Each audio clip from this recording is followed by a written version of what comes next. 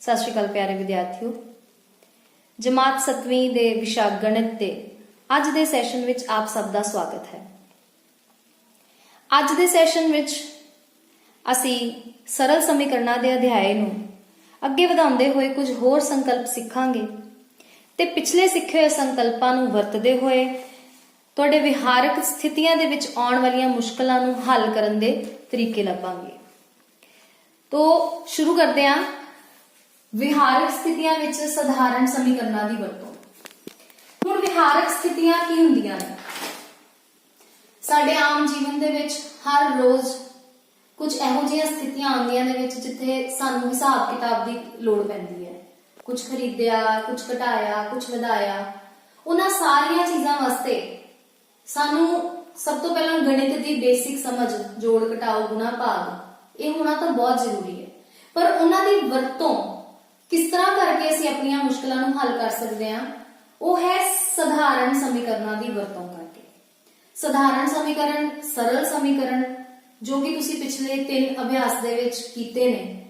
पहला तुसीं दित्तियां होईयां स्थितियां नूं समीकरणों के रूप विच लिखना सीखिया सी, फिर तुसीं सरल समीकरणों नूं हल करना भी सीख लिया। ते अज जिहड़ा अभ्यास असीं करना है वो इन्हां सारियां ਜਿਹੜੀਆਂ संकल्प ਆਪਾਂ सीखे ने, ਜਿਹੜੇ अभ्यास ਅਸੀਂ ਕੀਤੇ ਨੇ, ਉਹਨਾਂ ਸਾਰਿਆਂ ਦਾ ਮੇਲ है। सो कुछ भी नवा नहीं है, सिर्फ पिछले ਨੂੰ जोड़ना है। वो सारियां चीज़ां ਨੂੰ ਅਸੀਂ ਇਕੱਠੇ ਕਰਕੇ ਹੁਣ ਉਹਨੂੰ ਇੱਕ ਸਾਂਝੇ ਰੂਪ ਦੇ ਵਿੱਚ ਸਮਝਣਾ। तो इस अभ्यास ਦੇ ਵਿੱਚ बहुत सौखे सवाल ने। सब तो पहला अभ्यास 4.4 ਦਾ पहला प्रश्न है, हेठ लिखियां स्थितियां ਲਈ समीकरण बनाओ ਅਤੇ ਫਿਰ ਇਹਨਾਂ ਨੂੰ ਹੱਲ ਕਰਕੇ ਅਗਿਆਤ ਸੰਖਿਆਵਾਂ ਨੂੰ ਪਤਾ ਕਰੋ। ਸਵਾਲ ਦੇ ਵਿੱਚ ਅਸੀਂ ਸਭ ਤੋਂ ਪਹਿਲਾ ਕੰਮ ਕਰਨਾ ਹੈ समीकरण बनाओ। उस तो बाद हल करके अज्ञात संख्यावां पता करो।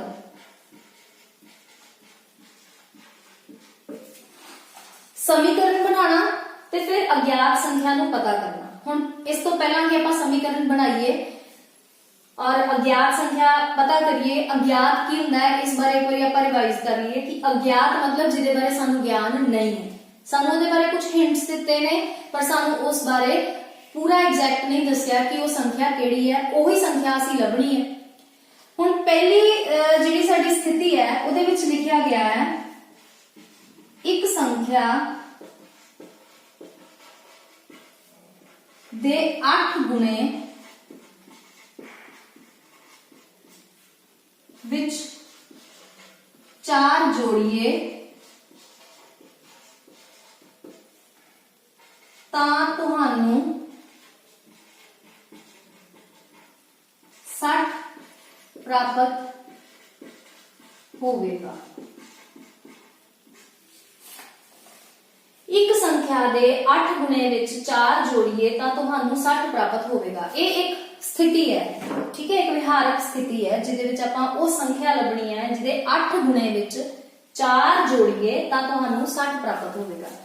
हुण सब तो पहला तां ये पता होना चाहिए कि समीकरण बनदा किस तरह, वो तुसीं सिੱਖਿਆ है कि एक समीकरण इहो जी साडी एक स्थिति हुंदी है जिहदे विच खब्बा पासा ते सज्जा पासा, दो स्थितियां जिहड़ियां उन्हां दा खब्बा ते सज्जा पासा आपस विच समान हुंदे ने ते उस समानता नूं दिखाउण वास्ते असीं एक बराबर दा चिन्ह पाਉਂਦੇ हैं।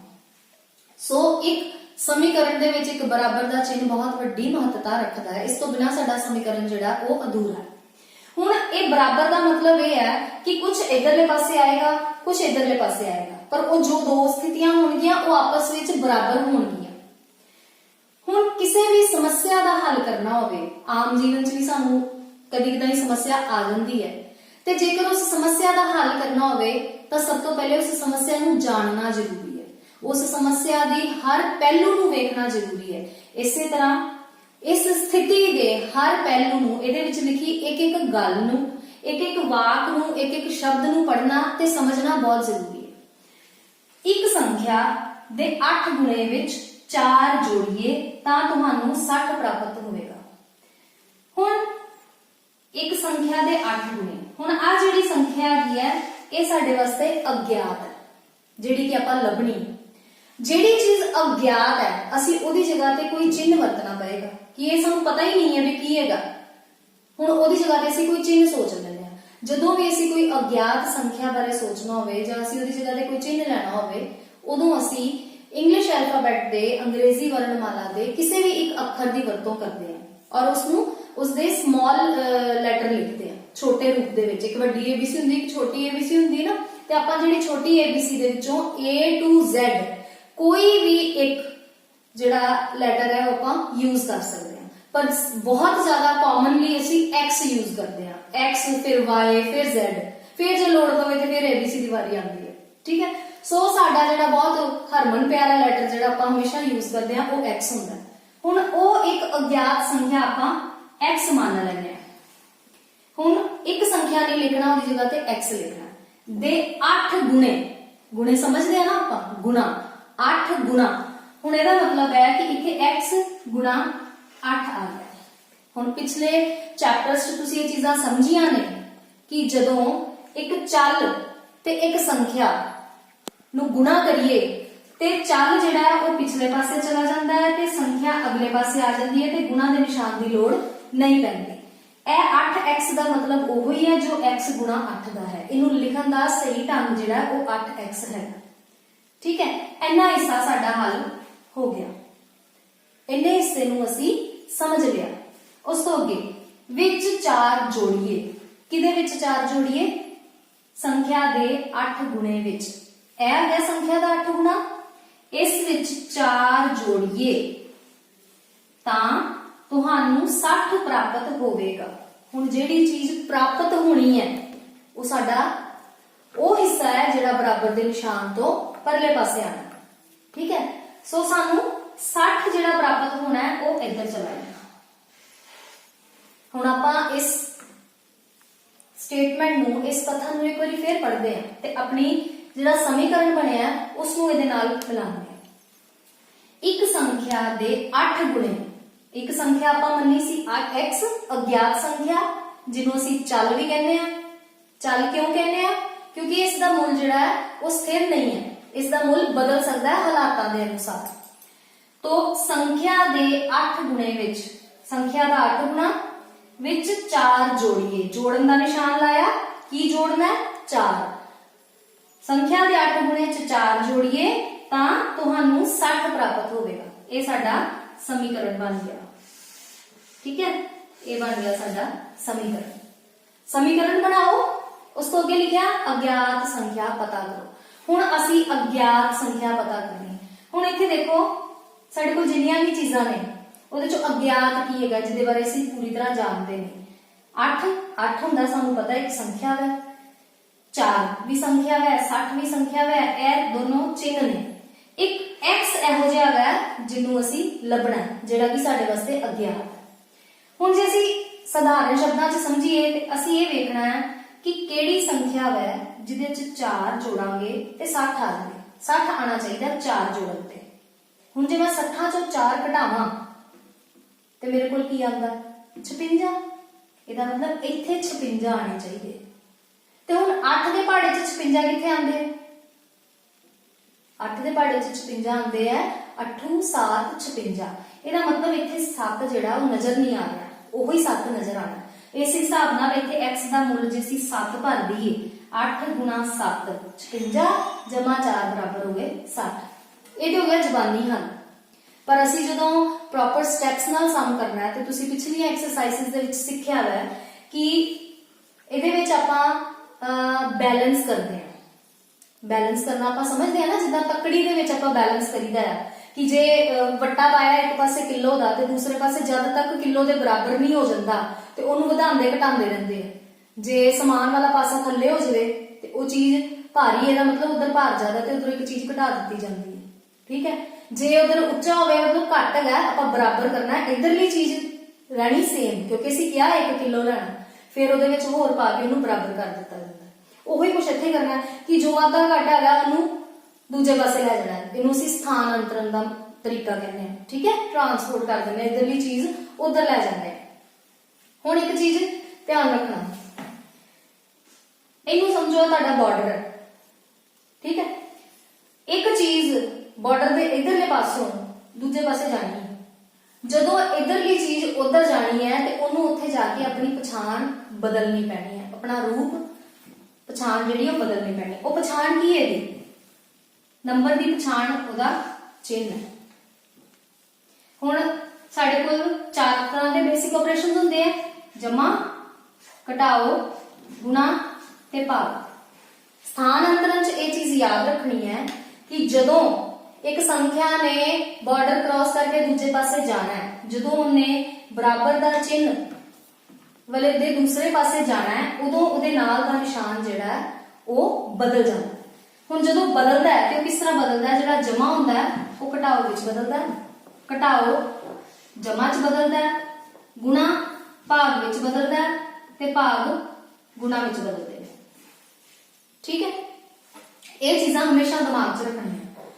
ਇਹਨਾਂ ਨੂੰ ਹਮੇਸ਼ਾ ਜਦੋਂ ਹੱਲ ਕਰਨਾ ਨਾ ਆਪਾਂ ਸਮੀਕਰਨ ਵਾਲਾ ਸਵਾਲ, ਇਹ ਨਿਸ਼ਾਨ ਆਪਣੇ ਕੋਲ ਸਾਈਡ ਤੇ ਲਿਖ ਲੈਣੇ, ਠੀਕ ਹੈ। ਇਹ ਨਿਸ਼ਾਨ ਸਾਈਡ ਤੇ ਲਿਖ ਲੈਣੇ ਆ ਕਿ ਜਮਾ ਨੇ ਹੋਣਾ ਘਟਾਓ, ਘਟਾਓ ਨੇ ਹੋਣਾ ਜਮਾ, ਗੁਣਾ ਨੇ ਹੋਣਾ ਭਾਗ ਤੇ ਭਾਗ ਨੇ ਹੋਣਾ ਗੁਣਾ। ਕਦੋਂ? ਜਦੋਂ ਉਹਨੇ ਆਪਣੀ ਜਗ੍ਹਾ ਛੱਡ ਕੇ ਬਾਰਡਰ ਦੇ ਦੂਜੇ ਪਾਸੇ ਜਾਣਾ। ਹੁਣ ਇੱਥੇ ਔਰ ਜਾਣਾ ਕਿੰਨੇ ਕਿੰਨੇ ਹੈ? ਉਹ ਸਾਰੀਆਂ ਚੀਜ਼ਾਂ ਜਿਹੜੀਆਂ ਸਾਨੂੰ ਪਤਾ ਨੇ, ਜਿਹੜੀਆਂ ਅਗਿਆਤ ਨਹੀਂ। ਸਿਰਫ ਅਗਿਆਤ ਜਿਹੜਾ ਚੱਲ ਹੈ ਉਹਨੇ ਹੀ ਖੱਬੇ ਪਾਸੇ ਰਹਿ ਜਾਣਾ, ਬਾਕੀ ਸਾਰੀਆਂ ਚੀਜ਼ਾਂ ਨੂੰ ਅਸੀਂ ਦੂਸਰੇ ਪਾਸੇ ਲੈ ਜਾਣਾ, ਵਾਰੀ ਵਾਰੀ ਇੱਕ ਇੱਕ ਕਰਕੇ। ਹੁਣ ਸਭ ਤੋਂ ਪਹਿਲਾਂ ਇਹਦੇ ਆ ਦੂਰ ਹੈ ਇਹਦੇ ਤੋਂ, x ਤੋਂ, ਠੀਕ ਹੈ। ਸਭ ਤੋਂ ਪਹਿਲੇ ਇਹਨੇ ਦੂਜੇ ਪਾਸੇ ਜਾਣਾ, ਇਹਨੇ ਦੂਜੇ ਪਾਸੇ ਜਾਣਾ। ਜਦੋਂ ਜਮਾ 4 ਨੇ ਉੱਧਰ ਜਾਣਾ ਹੈ, ਇੱਥੇ 8x ਜਿਹੜੀ ਚੀਜ਼ ਨੂੰ ਅਸੀਂ ਨਹੀਂ ਛੇੜਿਆ ਉਹ ਇਸ ਤਰ੍ਹਾਂ ਦੀ ਇਸ ਤਰ੍ਹਾਂ ਹੀ ਇੱਥੇ ਆ ਗਈ। ਜਮਾ 4 ਉੱਧਰ ਜਾਣਾ ਹੈ, ਬਾਕੀ ਚੀਜ਼ਾਂ ਜਿੱਥੇ ਹੈਗੀਆਂ ਉੱਥੇ ਹੀ ਰਹਿਣੀਆਂ, ਬਰਾਬਰ ਦਾ ਨਿਸ਼ਾਨ ਉੱਥੇ ਰਹਿਣਾ, 60 ਉੱਥੇ ਰਹਿਣਾ। ਆ 4 ਨੇ ਦੂਜੇ ਪਾਸੇ ਜਾ ਕੇ -4 ਹੋ ਜਾਣਾ। ਹੁਣ ਇਹ ਦੇਖ ਲੈਣਾ ਕਿ ਜੋ ਸੱਜੇ ਪਾਸੇ ਆਇਆ ਉਹਨੂੰ ਆਪਾਂ ਅੱਗੋਂ ਹੱਲ ਕਰ ਸਕਦੇ ਹਾਂ ਕਿ ਨਹੀਂ। ਹੁਣ 60 ਚੋਂ 4 ਘਟਾ ਸਕਦੇ ਹਾਂ ਤਾਂ ਸਿੰਪਲ ਸਵਾਲ ਹੈਗਾ ਘਟਾਓ ਦਾ। 60 ਚੋਂ 4 ਘਟਾਈਏ ਤਾਂ ਸਾਡੇ ਕੋਲ ਕੀ ਆਉਂਦਾ ਹੈ? 56। ਇੱਧਰ ਜਿੰਨੀ ਦੇਰ ਤੱਕ ਆਪਾਂ ਇੱਕ ਪਾਸੇ ਹੱਲ ਕਰ ਰਹੇ ਹਾਂ ਨਾ, ਉਨੀ ਦੇਰ ਤੱਕ ਦੂਜੇ ਨੂੰ ਕੁਝ ਨਹੀਂ ਕਰਨਾ, ਜੋ ਲਿਖਿਆ ਉਹਨੂੰ ਐਜ਼ ਸੱਚ ਇੱਥੇ ਥੱਲੇ ਲਿਖ ਦੇਣਾ। 8x ਜਮਾ 56। ਹੁਣ ਫਿਰ x ਦਾ ਮੁੱਲ ਕੱਢਣਾ ਹੈ, ਮਤਲਬ x ਤੇ ਇੱਥੇ ਹੀ ਰਹੇਗਾ, ਇਹ ਜਾਣਾ ਹੋਵੇ। ਹੁਣ 8x ਦੇ ਨਾਲ ਕੀ ਹੋਇਆ ਸੀ? ਗੁਣਾ। ਸੰਖਿਆ ਦੇ 8 ਗੁਣੇ ਤੇ ਮਤਲਬ 8x ਦੇ ਨਾਲ ਗੁਣਾ ਹੁੰਦਾ ਹੈ। ਜਿਹੜੀ ਗੁਣਾ ਵਾਲੀ ਸੰਖਿਆ ਨੇ ਦੂਜੇ ਪਾਸੇ ਜਾਣਾ ਹੈ ਤੇ ਉਹਨੇ ਜਾ ਕੇ ਕੀ ਹੋਣਾ? ਭਾਗ। ਉਹਦਾ ਨਿਸ਼ਾਨ ਬਦਲ ਕੇ ਭਾਗ ਹੋ ਜਾਣਾ। ਹੁਣ 8 ਦੀ ਵਾਰੀ ਉੱਧਰ ਜਾਊਗੀ, ਇਹਨੇ ਇੱਧਰ ਆਣਾ। ਇੱਥੇ ਕੀ ਰਹਿ ਗਿਆ? ਕੱਲਾ x, ਬਰਾਬਰ ਦਾ ਨਿਸ਼ਾਨ ਉੱਥੇ ਹੀ, 56 ਉੱਥੇ ਹੀ। ਹੁਣ ਇੱਥੇ ਕੀ ਆਣਾ? ਆ 8, ਪਰ ਇਹ 8 ਇੱਥੇ ਗੁਣਾ ਹੈ ਤੇ ਇੱਧਰ ਆ ਕੇ ਕੀ ਹੋਣਾ? ਭਾਗ। ਹੁਣ ਇਹ ਸਵਾਲ ਕੀ ਬਣ ਗਿਆ? ਭਾਗ ਦਾ ਸਵਾਲ। 8 ਦੇ ਪਹਾੜੇ 'ਚ 56 ਕਿੱਥੇ ਜਾਂਦੇ ਨੇ? 7 ਤੇ। 8 7 56। तो साडे कोल x ਦਾ ਮੁੱਲ ਕੀ ਆ ਗਿਆ? x बराबर 7। ठीक है। इस तरह असी एक विहारक स्थिति नूं पहला समीकरण रूप विच बदलिया, फिर उस समीकरण नूं हल करके इस अज्ञात संख्या का मुल पता किया। तो 7 एहो जी संख्या है जिसके 8 गुणे 7 8 56 विच 4 जोड़िए, 56 च 4 जोड़े की आ गया साडे कोल 60। तो ये साडी संख्या आ गई 7। ठीक है, ऐसा नोट कर लो तुसी।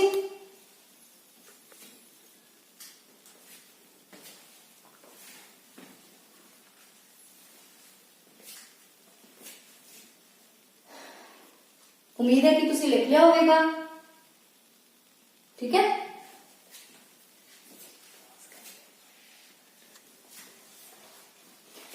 हुण आपां अगला प्रश्न करन लगे हां। इस सवाल का दूसरा भाग। एक संख्या का 1/5 घटाओ 4 संख्या 3 दिंदा है। ठीक है, हुण उसे तरह पहला स्थिति नूं समझांगे। एक संख्या, केड़ी संख्या? अज्ञात है। जिहड़ी अज्ञात संख्या है उन्होंने की लेना है?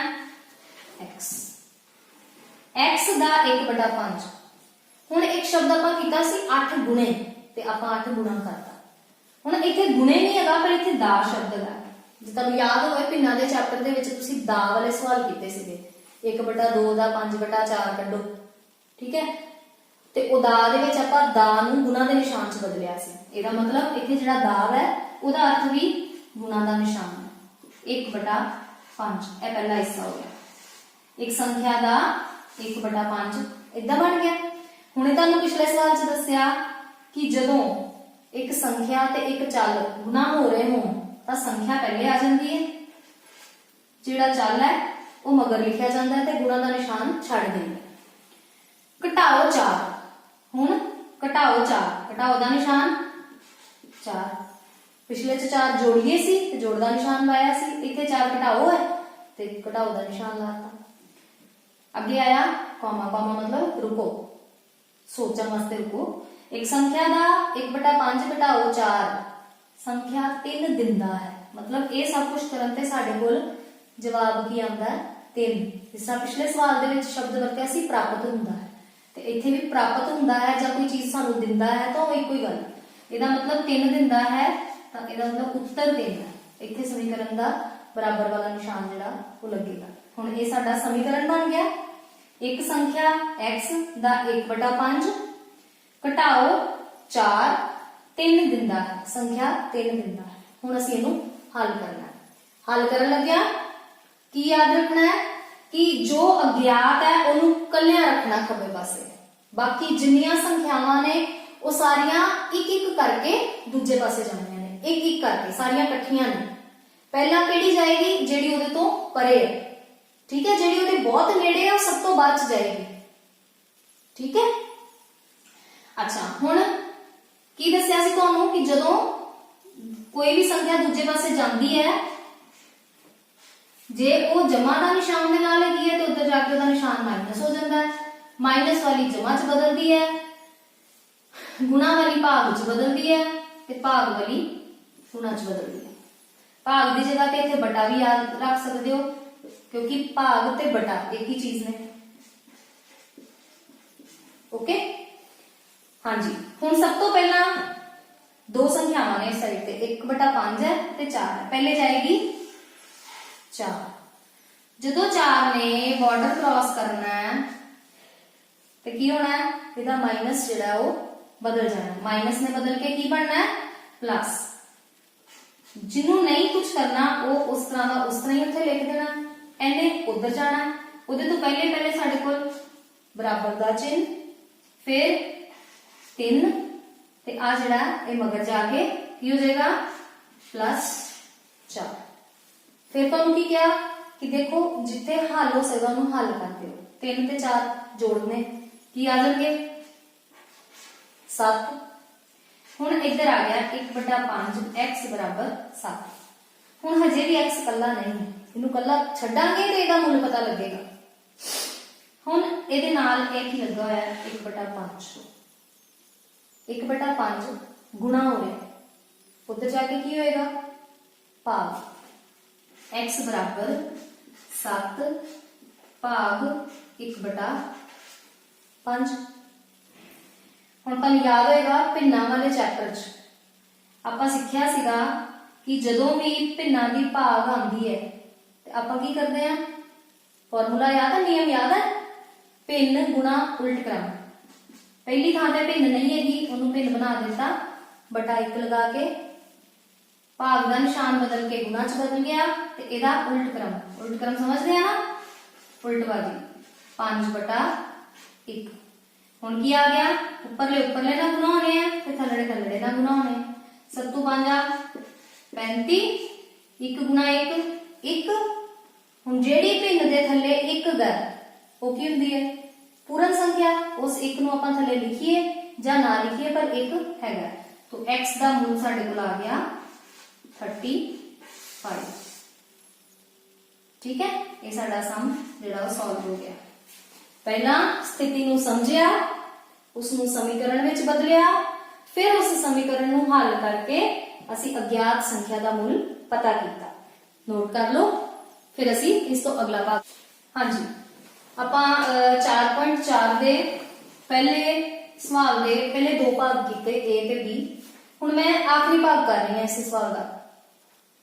ਅਨਵਰ ਇੱਕ ਸੰਖਿਆ ਸੋਚਦਾ ਹੈ, ਜੇਕਰ ਉਹ ਇਸ ਸੰਖਿਆ ਦੇ 5/2 ਵਿੱਚੋਂ 7 ਕੱਢ ਦੇਵੇ ਤਾਂ ਨਤੀਜਾ 23 ਹੈ। ਫਿਰ ਪੜਾਂਗੇ।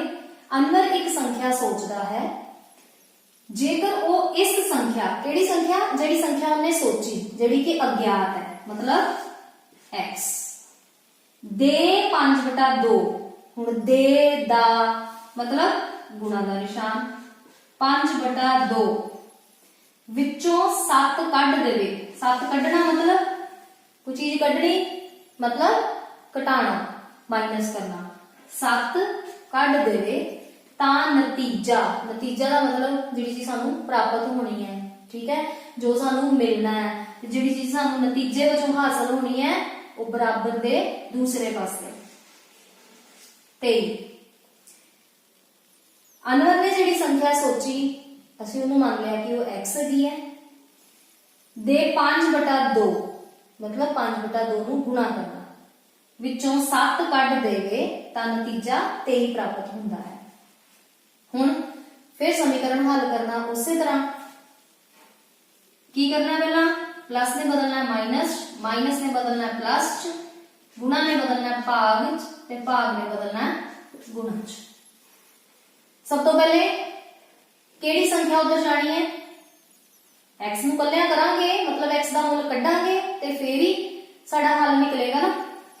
उस तो पहले की करना सी कि संख्या पहले आ जानी है, चाल मगर आ जाना है ते गुणा का निशान छड़ देना। -7 बराबर 23, ये साडा समीकरण बन गया। हुण इस दे विच x नूं वखरा करना सारियां तो, सब तो पहला की जाएगा इधरों 7, 7 ने बॉर्डर पार करना है, 7 का जिहड़ा माइनस है वो बदल के प्लस च आ जाएगा। बाकी किसी नूं नहीं छेड़ना, जिथे जो लिखा है उत्थे वही लिख देना है, बराबर दे थल्ले बराबर, 23 दे थल्ले 23, सिर्फ इस 7 ने उधर जाके जमा 7 हो जाना। ठीक, हुण हल करो, 23 जमा 7 30, इधर की है 5/2 गुणा x। हुण 5/2 एक नाल गुणा हुंदा पिया, हुण इन्ने जाना दूजे पासे, जदों इन्ने दूजे पासे जाना है गुणा वाले ने, उधर जाके की होना है, गुणा ने उधर जाके की होना है भाग, 5/2 भाग दा नियम भिन्न गुणा उल्ट क्रम। भिन्न आ गई 30/1, गुणा उल्ट क्रम आ गया 2/5, ऊपर दी ऊपर गुणा, 30 दूने 60/5। हुण तुहानूं याद होएगा कि जदों असीं भाग कीती सी भिन्नां दी, असीं ये कहा सी कि साडा जिहड़ा आंसर है वो एक उचित भिन्न होनी चाहिए है। जे वो उचित भिन्न नहीं होएगी तो असीं भाग करके उसनूं जां तां उचित भिन्न बनावांगे, मिश्रित संख्या बनावांगे, जो भी आंसर आएगा साडे कोल असीं वो देखांगे। 60 नूं 5 नाल भाग करिए, जे तुहानूं पहाड़े आंदे आ तो फिर तो जबानी आना चाहिए। 5 एकम 5, नवी संख्या थल्ले लाई 10 आ गए, 5 दे पहाड़े 10, 5 दूनी 10, तो साडा उत्तर आ गया 12 साडा आंसर। इसनूं नोट कर लो। सो अज आपां ये सिक्ख्या कि किसी भी विहारक स्थिति की समीकरण किद्दां बनानी है, फिर उस समीकरण का हल लभ के उस अज्ञात संख्या का पता किवें करना है। बेसिक कंसैप्ट याद रखने कि एक सरल समीकरण नूं हल करने का की तरीका है। उस समीकरण दे विच जो अज्ञात है उन्होंने सब तो वखरा करना है, उहदे नाल जो जो संख्या जिहड़ी सानूं नजर आ रही है उन्होंने असीं चुक के दूसरे पासे लैके जाना है। ठीक है, बराबर के निशान के दूसरे पासे। बट जदों असीं एक संख्या नूं बराबर का निशान क्रॉस करवाना है, बॉर्डर पार कराना है, तो असीं चिन्हां नूं बदलना है। जमा ने बदलना है घटाओ विच, घटाओ ने बदलना है जमा च, गुणा ने बदलना है भाग विच, ते भाग ने बदलना है गुणा विच। हाँ जी, हुण आपां पहले प्रश्न दे 3 भाग हल कर लए। इन्हां तो इलावा जिहड़े बाकी दे 4 भाग हैं वो तुसीं हुण अपने आप हल करने की कोशिश करनी है। ठीक है, नियम याद रखो, साइड ते लिख लो, तो कोई प्रॉब्लम नहीं आती। उस तो बाद इसी तरह हुण आपां अगले प्रश्न है, सानूं इसी तरह कुछ होर स्थितियां दित्तियां होईयां ने, कोई होर प्रॉब्लम्स दित्तियां होईयां, जिन्हां दे असीं समीकरण बनाने हैं। इहदे च ते साफ-साफ लिखिया सी ना कि संख्या च आ जोड़ो ते आ घटा दिओ ते सानू पता लग गया। हुण अगलियां जिहड़ियां साडीआं स्थितियां आईआं उहदे च असीं खुद सोचना है कि इहदे च कुछ जुड़ना है, कुछ घटना है, कुछ गुणा होना है जां कुछ भाग होना है।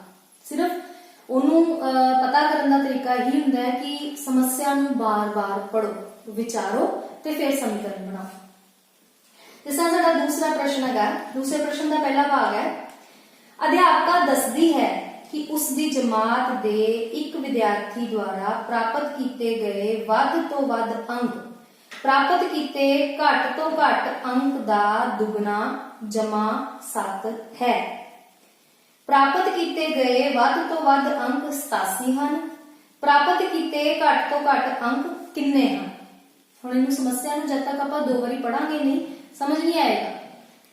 ध्यान नाल समझना। देखो जिहड़ी संख्या दे विच या जिहड़ी लाइन दे विच सानूं कोई अंकां बारे गल नहीं कीती उस लाइन नूं आपां छड्ड सकदे हां, पर जिहदे विच कुछ अंक दित्ते अंकां दी गल कीती है, किसी संबंध की गल कीती है, तो वो सानूं बार-बार समझनी पेगी। अध्यापक दसदी है कि उसकी जमात दे एक विद्यार्थी द्वारा प्राप्त कीते वध तो वध अंक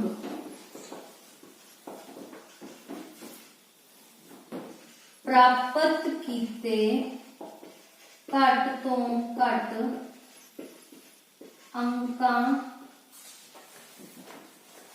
अंक दा दुगना जमा 7 है। पता की करना है? प्राप्त कीते वध तो वध अंक 87 हैं। प्राप्त कीते घट तो घट अंक पता करो। देखो सब तो पहले एक गल कि अज्ञात कौन है, लभना की है, ये चीज का पता होना चाहिए। वो कितों पता लगेगा? प्रश्न तो। प्रश्न किथे है, किहड़ी चीज पता करनी है? प्राप्त कीते घट तो घट अंक पता करना है। इसका मतलब असी इन्हां अंकां नूं अज्ञात मान के चलना।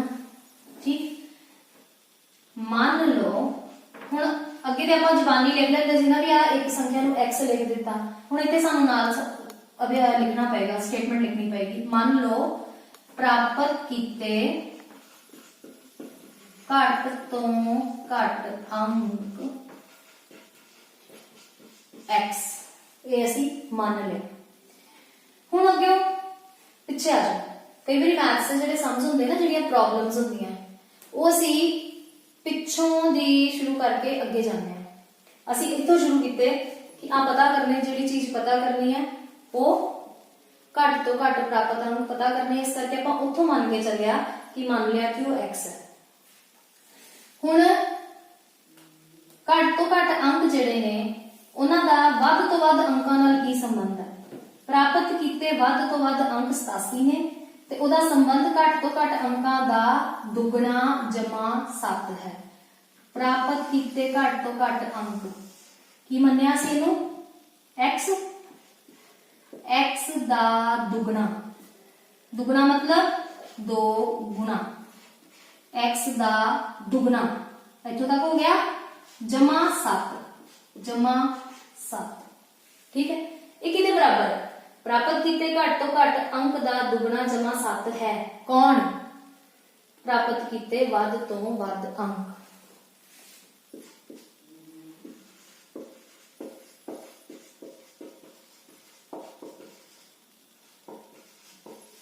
प्राप्त कीते वध तो वध अंक, प्राप्त कीते घट तो घट अंक दा दुगना जमा 7 है। ठीक है, हुण अगली लाइन च पढ़ो। प्राप्त कीते वध तो वध अंक 87 हैं। इसका मतलब यही जगह पे की आना 87। अगले स्टेप च समीकरण नूं सही करके लिख लो। एक चीज होर रह गई ठीक करने वाली, वो की है? अंक पहला आ जाता है, चल मगर चला जाता है, गुना का निशान गायब कर दिया है। 7 87 हुण तो समीकरण बन गया पिछले वर्ग का। ਇਹਨੂੰ ਆਪਾਂ ਆਰਾਮ ਨਾਲ ਹੱਲ ਕਰ ਸਕਦੇ ਹਾਂ। ਇਹ ਤੁਹਾਡਾ ਹੋਮਵਰਕ ਹੈ। ਮੈਂ ਤੁਹਾਨੂੰ ਦਿੱਤੀ ਹੋਈ ਸਥਿਤੀ ਤੋਂ ਸਮੀਕਰਨ ਬਣਾ ਦਿੱਤੀ, ਇਸ ਨੂੰ ਤੁਸੀਂ ਹੱਲ ਆਪਣੇ ਆਪ ਕਰਕੇ ਵੇਖਣਾ ਹੈ ਕਿ ਇਹਦਾ ਜਵਾਬ ਕੀ ਆਉਂਦਾ ਹੈ। ਤੁਹਾਨੂੰ ਇਹਦਾ ਮੈਂ ਆਨਸਰ ਦੱਸ ਦਿੰਦੀ ਹਾਂ ਕਿ ਇਸ ਦਾ ਆਨਸਰ ਜਿਹੜਾ ਉਹ 40 ਆਣਾ ਚਾਹੀਦਾ। ਹੁਣ 40 ਕਿਸ ਤਰ੍ਹਾਂ ਆਏਗਾ ਇਹ ਤੁਸੀਂ ਖੁਦ ਹੱਲ ਕਰਕੇ ਦੇਖੋਗੇ। ਪਹਿਲਾਂ ਮੈਂ ਕਿਹਾ ਕਿਸੇ ਸਮ ਦੋ ਭੁਜੀ ਤ੍ਰਿਭੁਜ ਵਿੱਚ ਆਧਾਰ ਕੋਣ ਬਰਾਬਰ ਹੁੰਦੇ, ਇਹ ਸਾਨੂੰ ਦੱਸਿਆ ਗਿਆ, ਠੀਕ ਹੈ, ਤੇ ਸਾਨੂੰ ਪਤਾ ਵੀ ਹੈ ਕਿਉਂਕਿ ਸਮ ਦੋ ਭੁਜੀ ਮਤਲਬ ਜਿਹਦੀਆਂ ਦੋ ਭੁਜਾਵਾਂ ਬਰਾਬਰ, ਤੇ ਜੇ ਉਹਦੀਆਂ ਦੋਨੋਂ ਭੁਜਾਵਾਂ ਬਰਾਬਰ ਨੇ ਤੇ ਸੰਗਤ ਕੋਣ ਵੀ ਬਰਾਬਰ ਹੋਣਗੇ। ਸਿਖਰ ਕੋਣ 40 ਹੈ। ਤ੍ਰਿਭੁਜ ਦੇ ਕਿੰਨੇ ਕੋਣ ਹੁੰਦੇ ਆ? 3। ਤਿੰਨਾਂ ਚੋਂ ਦੋਵਾਂ ਬਾਰੇ ਉਹਨੇ ਪਹਿਲਾਂ ਗੱਲ ਕਰਤੀ ਜਿਹੜੇ ਆਧਾਰ ਦੇ ਨੇ, ਠੀਕ ਹੈ, ਤੇ ਇੱਕ ਸਿਖਰ ਕੋਣ ਜਿਹੜਾ ਉਹ 40 ਡਿਗਰੀ ਹੈ। ਤ੍ਰਿਭੁਜ ਦੇ ਬਾਕੀ ਕੋਣ ਪਤਾ ਕਰੋ। ਆਧਾਰ ਕੋਣ ਜਿਹੜੇ ਆਪਸ ਵਿੱਚ ਬਰਾਬਰ ਨੇ, ਠੀਕ ਹੈ, ਬਰਾਬਰ ਦਾ ਆਪਾਂ ਇੱਕ ਨਿਸ਼ਾਨ ਬਣਾਤਾ ਕਿ ਦੋਵੇਂ ਬਰਾਬਰ ਨੇ। ਸਿਖਰ ਕੋਣ ਸਾਨੂੰ ਉਹਨੇ ਕਿਹਾ 40, ਆਪਾਂ ਪਤਾ ਕਰਨੇ ਨੇ ਇਹ ਦੋਵੇਂ ਕੋਣ। ਹੁਣ ਜਦੋਂ ਅਸੀਂ ਸਮੀਕਰਨ ਦੀ ਗੱਲ ਕਰਦੇ ਹਾਂ ਤੇ ਸਭ ਤੋਂ ਪਹਿਲੇ ਅਸੀਂ ਉਹ ਚੀਜ਼ ਬਾਰੇ ਧਿਆਨ ਲਿਆਉਂਦੇ ਹਾਂ, ਧਿਆਨ 'ਚ ਜਿਹੜੀ ਚੀਜ਼ ਅਸੀਂ ਪਤਾ ਕਰਨੀ ਹੈ ਜਿਹੜੀ ਅਗਿਆਤ ਹੈ। ਕੀ ਅਗਿਆਤ ਹੈ? ਤ੍ਰਿਭੁਜ ਦੇ ਬਾਕੀ ਕੋਣ। ਦੋ ਕੋਣ ਅਗਿਆਤ ਨੇ, ਪਰ ਕਿਉਂਕਿ ਦੋਨੋਂ ਬਰਾਬਰ ਨੇ ਇਸ ਕਰਕੇ ਅਸੀਂ ਉਹਨਾਂ ਨੂੰ ਇੱਕੋ ਹੀ ਚਾਲ ਨਾਲ ਮੰਨਾਂਗੇ। ਮੰਨ ਲਓ ਤ੍ਰਿਭੁਜ ਦੇ ਬਾਕੀ ਕੋਣ, ਤੁਹਾਨੂੰ ਦੱਸਿਆ ਸੀ ਨਾ ਜਿਹੜੀ ਚੀਜ਼ ਪਤਾ ਕਰਨੀ ਹੈ ਉਹਨੂੰ ਮੰਨਣ ਤੋਂ ਹੀ ਅਸੀਂ ਸਵਾਲ ਸ਼ੁਰੂ ਕਰਨਾ ਹੈ। ਤ੍ਰਿਭੁਜ ਦੇ ਬਾਕੀ ਕੋਣ ਕੀ ਹੋ ਗਏ? x, ਕਿਉਂਕਿ ਦੋ ਕੋਣ ਹੈ ਇਸ ਕਰਕੇ ਅਸੀਂ ਦੋ ਵਾਰੀ ਲਿਖ ਲਿਆ x ਤੇ x। ਤੇ ਤੀਸਰਾ ਕੋਣ ਸਿਖਰ ਕੋਣ ਸਾਨੂੰ ਦਿੱਤਾ ਹੈ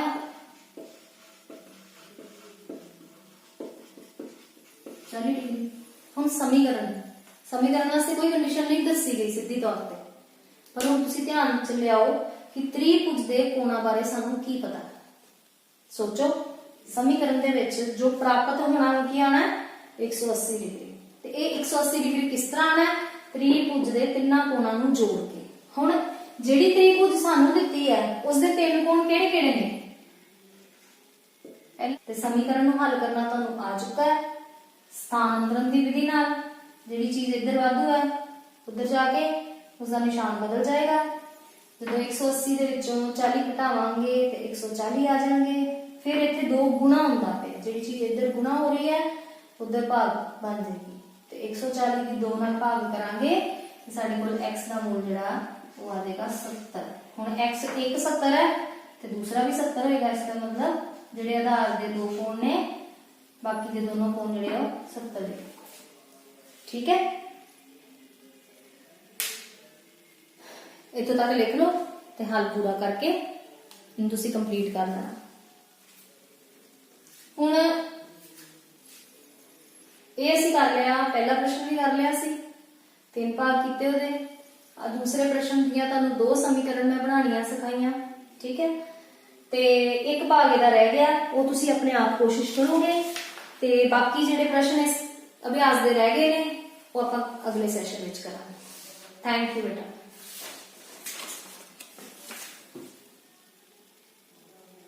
ਇੱਕ ਭਾਗ ਇਹਦਾ ਰਹਿ ਗਿਆ, ਉਹ ਤੁਸੀਂ ਆਪਣੇ ਆਪ ਕੋਸ਼ਿਸ਼ ਕਰੋਗੇ, ਤੇ ਬਾਕੀ ਜਿਹੜੇ ਪ੍ਰਸ਼ਨ ਇਸ ਅਭਿਆਸ ਦੇ ਰਹਿ ਗਏ ਨੇ ਉਹ ਆਪਾਂ ਅਗਲੇ ਸੈਸ਼ਨ ਵਿੱਚ ਕਰਾਂਗੇ।